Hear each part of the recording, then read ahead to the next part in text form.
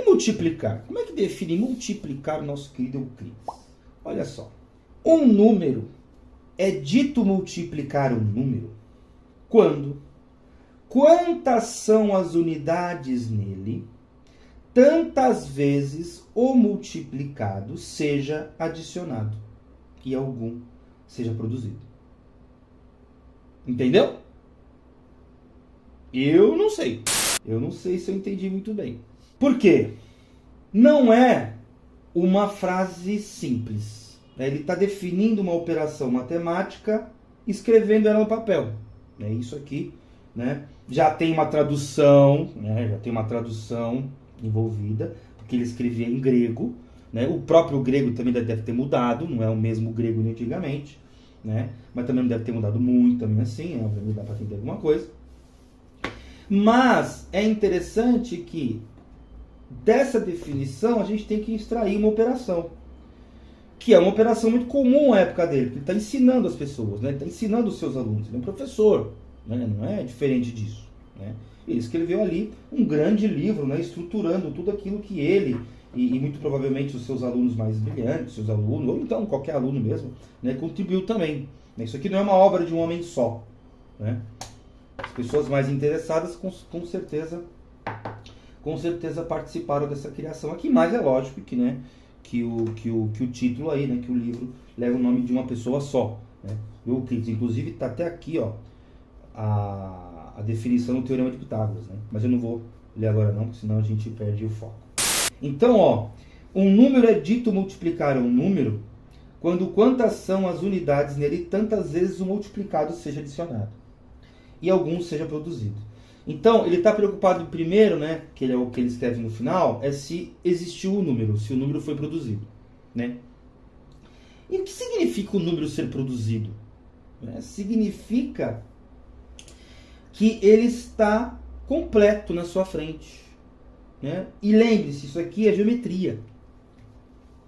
Geometria é o estudo das formas.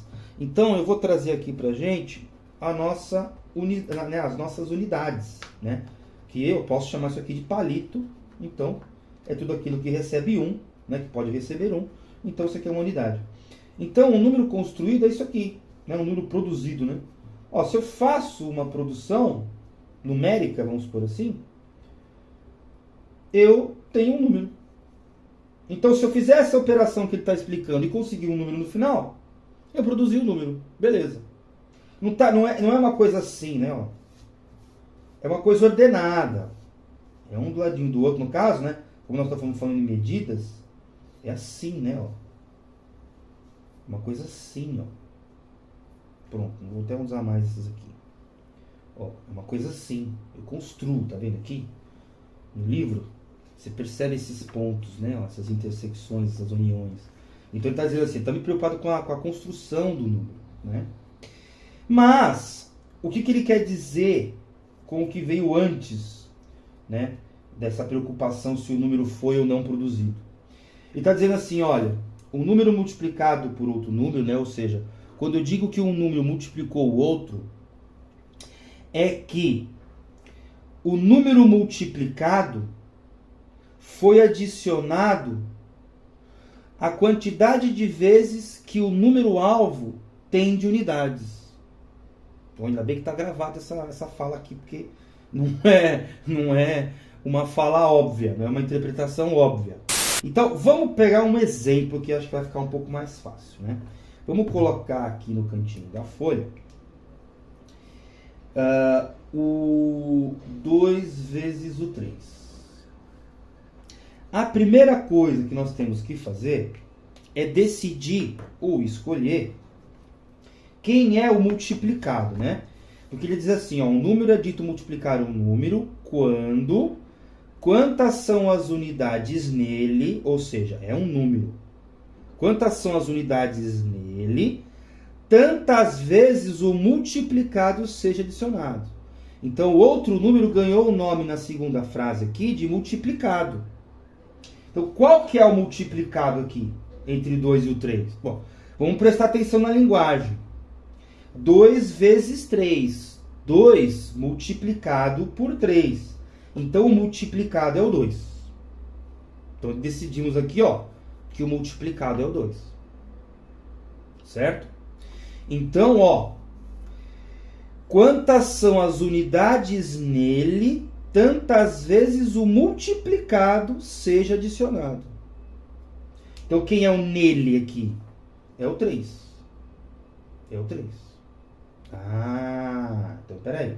Então, ó, quantas são as unidades nele, tantas vezes o multiplicado seja adicionado. Ah, então peraí, então vamos pegar unidades. Já entendi. Vamos pegar aqui algumas unidades. Bom, 2 vezes 3 a gente sabe que é 6, né? Então eu tenho 6 unidades, tenho 6 unidades. Então vamos lá, ó. Então vamos fazer o seguinte, ó, vamos lá. Quantas são as unidades nele, tantas vezes o multiplicado seja adicionado. Bom, então quem que é o multiplicado é o 2. Então o 3 é o número. Então o 3 está aqui na mesa. Então eu tenho que adicionar ao multiplicado o número de vezes que o número tem de unidades. Ah, então pera um pouco. Então o 3 eu tenho que multiplicar, eu tenho que adicionar esse número uma quantidade igual a 3 dos números 2. Então, 1, 2, 3. 6 mais 3, 9. Ótimo. 3 vezes 2, né, ou 2 vezes 3, é igual a 9. Olha que interessante. Ai. Bom, parece uma brincadeira, mas não é uma brincadeira. Eu estou seguindo o que ele escreveu. Eu interpretei certo? Não. Porque eu sei que 2 vezes 3 é 6, né? Eu vou até escrever, que é para não gerar dúvidas. Eu sei que 2 vezes 3 é 6. Mas como é que eu encontro 6 na definição de Euclides aqui, né? Que vamos de novo, eu vou insistir. Eu sei que eu estou falando demais essa frase, né? Mas vamos de novo, ó. Um número é dito multiplicar um número quando quantas são as unidades nele. Então quer dizer que esse número tem uma certa quantidade de unidades, né? E a gente já sabe que esse número é o 3, porque o multiplicado é o 2. Então vamos pôr aqui as unidades do 3. Então aqui, ó, vamos lá. Quantas são as unidades nele, tantas vezes o multiplicado seja adicionado. Então me parece que o multiplicado, sendo ele o 2, eu estou querendo dizer o quê? Ó, como eu tenho 3 unidades aqui, eu somo ao número multiplicado ele mesmo essa quantidade de vezes. Então, 2 mais 2 mais 2 e mais 2. Agora eu cheguei à conclusão de que 2 vezes 3 é 8. Aí você fala, pô, de novo, mano. De novo. Por que de novo? E essa aqui a gente diminuiu, né? De 9 foi para 8, né? Porque olha só, existe um número que é ele mesmo, que é o 2, que é o multiplicado, que pela linguagem, veja, ele fala assim, eu tenho que somar um número. Eu tenho que somar número a quem? A ele mesmo. Então está aqui o primeiro 2. E aí eu somo para cada unidade do número, né? Está aqui. Para cada unidade do número, eu somo um multiplicado a ele mesmo. Só que esse ele mesmo não pode existir, né? Senão dá errado a conta. 2 vezes 3 dá 8, ou então dá 9. Então essa é a grande dificuldade que nós temos em interpretar as coisas. Ainda bem que a gente sabe que 2 vezes 3 é 6. E por que a gente sabe que 2 vezes 3 é 6? Porque, veja, quando eu paro para pensar, não tem como não ser, né? Não tem como não ser. É que, bom, é que a gente já sabe, então isso atrapalha um pouco. Infelizmente, atrapalha um pouco. O 2 e o 3, né? O 2 vezes o 3, sendo igual a 6, já está na sua cabeça. Então isso atrapalha um pouco. Mas também é o que nós temos para hoje, né? Mas veja que aqui existe um número oculto, que é de certa forma é o 0, né? E isso aqui, esse 0 aqui, começando a brincadeira, vai ser muito importante, curiosamente, milênios depois, nas linguagens de programação.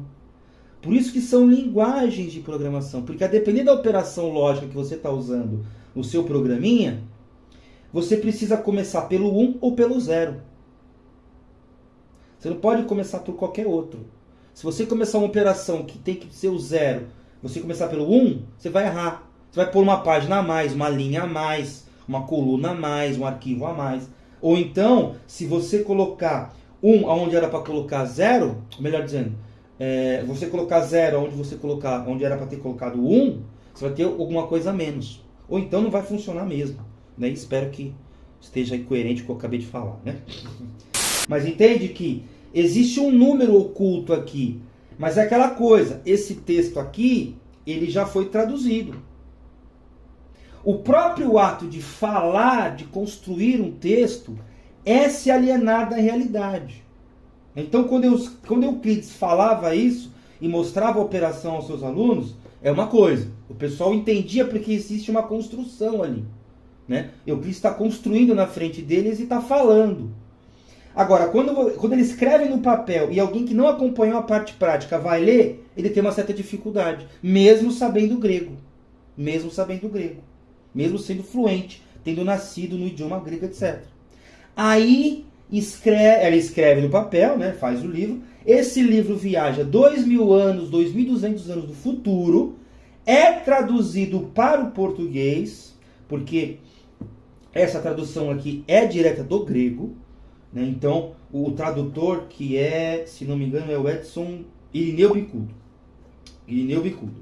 Então, o Irineu Bicudo, ele traduziu do grego, do mais próximo do original. Também tem essa. Teve um monte de cópia, não é original.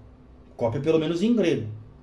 Então, esse texto aqui, ele vai perdendo consistência. Não consistência, né? Ele vai perdendo a essência dele. Se é que essa essência existiu. Porque lembra, a primeira parte é o Euclides dando aula para os seus alunos e mostrando a operação na frente, falando em grego. Talvez até fosse mais fácil. Mas como foi traduzido, né, como foi escrito, porque, de certa forma, escrever é traduzir. Né? Eu estou traduzindo um ato e o tradutor já se envolve, ele não é neutro. Né? O tradutor, que eu digo, o intérprete da situação. Quando você narra um fato, você não narra de forma neutra. Você narra com aquilo que você tem, com o seu viés, com todo o seu ser. Ou como diria Lacan, né? Com o falacer, porque você é o falacer. Né? Então, quando você escreve, você já perde um pouco. Quando você traduz, você perde mais ainda. E isso me lembra muito Gorgias, né? Dos seus tratados do não ser, né? Do seu tratado do não ser. Que ele vai dizer o seguinte, olha, nada é, mesmo se fosse, seria incognoscível, e se fosse incognoscível, não seria transmitível, né? Seria intransmitível. O que ele quer dizer com isso? Ó, nada tem essência. Se tivesse essência, você não teria como conhecê-la. Né? A essência última desse texto, e qualquer outro, tá?